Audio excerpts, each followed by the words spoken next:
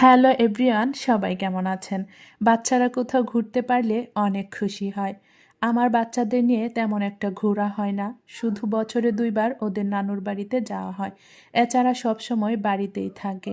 তো কয়েকদিন আগে আমাদের বড় ফুফু অসুস্থ ছিল, ওনাকে দেখতে যাচ্ছিলাম। তো আয়মান রাস্তার পাশে যায় দেখে সেখানে দাঁড়িয়ে যায়, আর রায়ান তাকে হাত ধরে নিয়ে যাচ্ছে। আইমানের এই জ্যাকেটটা গত বছর কিনেছিল, সেও এইবার একটু বড় হয়েছে যার জন্য ছোট হচ্ছে। মাশাল্লাহ, দেখতে দেখতে আমার বাচ্চারা বড় হয়ে যাচ্ছে। আইমান তো সব কিছুতে আগে আগে থাকে, আর রাইয়ান পেছনে থেকে বড় ভাইয়ের দায়িত্ব পালন করছে। আইমান রাস্তার মধ্যে দাঁড়িয়ে রয়েছে, সবাই বাড়ির ভিতরে চলে গিয়েছে।